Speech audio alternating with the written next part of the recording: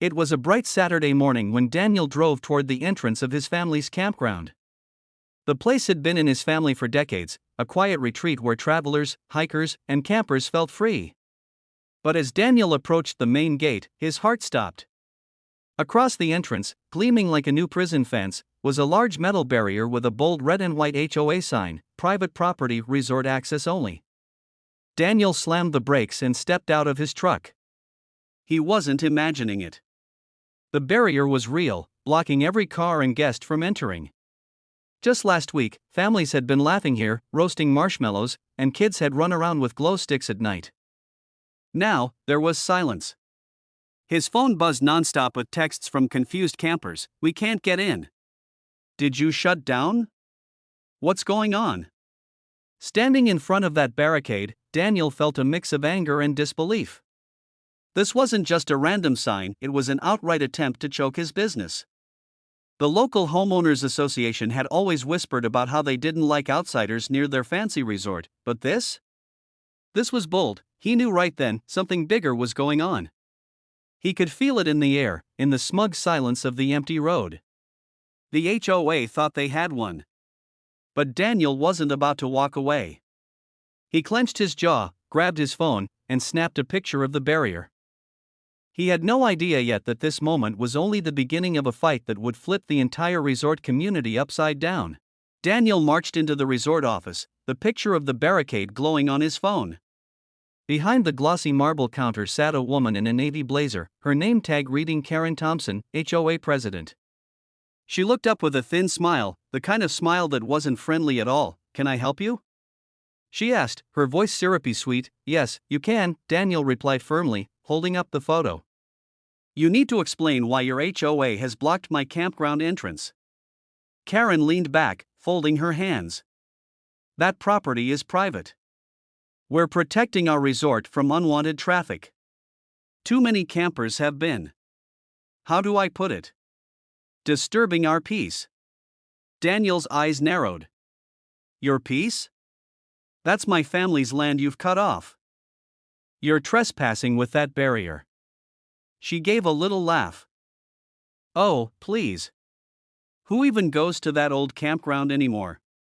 Look around, people want luxury. Pools, spas, fine dining. Not tents and campfires." Her words stung, but Daniel kept his voice steady. "My grandfather built that campground before your resort even existed. Families love it. And I'm not going to let you erase it just because it doesn't fit your picture of perfection." Karen's smile faded, replaced by a sharp edge in her tone. "Then I suggest you adjust, Mr. Daniel. Because the HOA isn't moving that barrier." Daniel left the office with his fists clenched, his heartbeat pounding like a war drum. The message was clear, they wanted his land gone. But what they didn't know was that Daniel held a card they hadn't even considered. A card powerful enough to turn their arrogance into panic. That night, Daniel sat at his kitchen table with old maps and deeds spread across the wood. His grandfather had been meticulous, keeping every scrap of paperwork safe. Daniel flipped through the brittle pages, the ink faded but legible. There it was, a deed from the 1960s, stating that his family owned not only the campground but the land surrounding the nearby resort. His breath caught. Could it be? He leaned closer, running his finger along the survey lines. The resort itself was boxed in, completely surrounded by his family's property.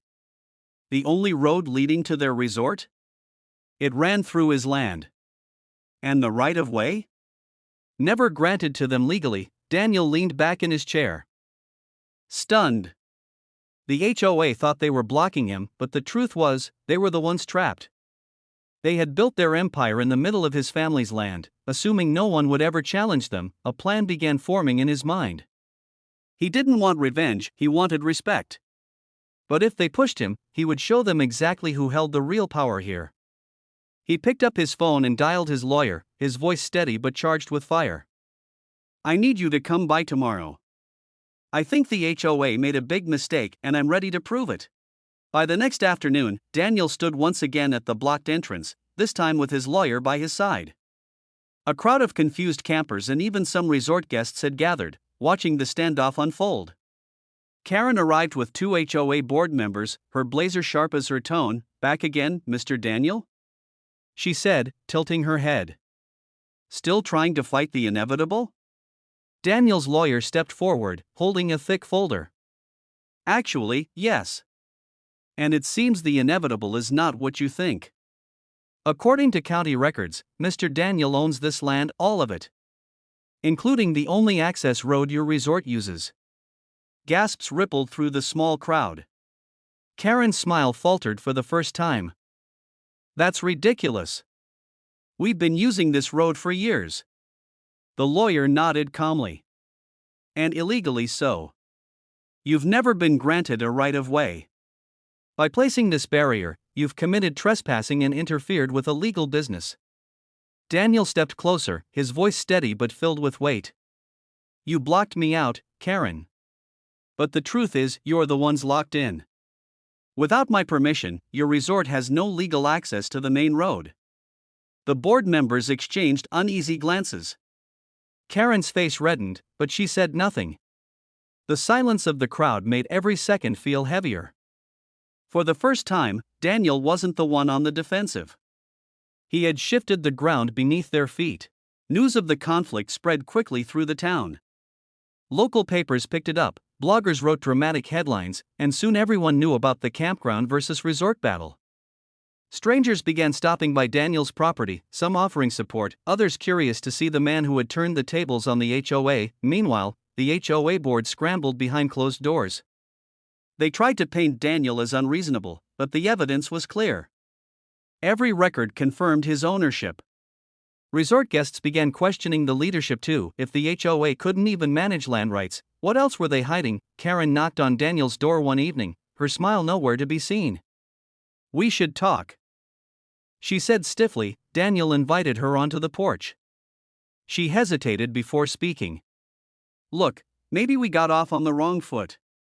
Perhaps there's a way we can cooperate." Daniel studied her. He could see the cracks in her armor now, the arrogance fading into desperation. "I'm willing to work with you, Karen," he said carefully. "But cooperation starts with respect. That barrier comes down. My campground stays open. And you acknowledge my rights." She shifted uncomfortably. "That's a lot to ask." "It's not," Daniel replied firmly. "It's the truth. And you know it." Karen left without giving an answer, but Daniel knew her fight was slipping through her fingers. A week later, the barrier was gone. Guests flowed freely again into Daniel's campground, and laughter filled the air once more. Families roasted marshmallows under the stars, and kids raced along the trails. For the first time in weeks, the place felt alive, but the HOA wasn't done. Karen called for an emergency board meeting, trying to rally support against Daniel. Yet, one by one, members turned on her. They had grown tired of her pride, her rash decisions, and the embarrassment she brought to the community. Daniel heard later that night that Karen had been voted out as HOA president. The board issued a public apology, admitting their overreach. They even proposed a partnership with Daniel to offer joint resort and campground packages. Finally acknowledging the value of his land, for Daniel, it wasn't just a victory, it was a restoration of his grandfather's legacy. The campground wasn't just land. It was a symbol of freedom, family, and resilience. Months later, Daniel stood at the entrance where the barrier once stood, watching cars roll in. A new sign hung proudly above, "Welcome to Daniel's Campground, a tradition since 1964. Tourists and locals alike poured in, not only for camping but for events, guided tours, and nature walks. The resort and campground coexisted now, not as rivals but as neighbors. Daniel had proven that arrogance can't bury truth, and that respect always wins in the end. As he looked across the hills, Daniel thought of his grandfather. He could almost hear his voice. "Land isn't just dirt and trees, it's your story. And no one has the right to take it away." The HOA had tried to erase that story. Instead, they had cemented it into history. And as the sun set over the lake, Daniel knew this chapter was only the beginning of something even bigger, and that was the final twist in this unbelievable HOA story. If you love the drama, don't forget to like, subscribe, and drop a comment sharing your thoughts. It really helps this channel grow.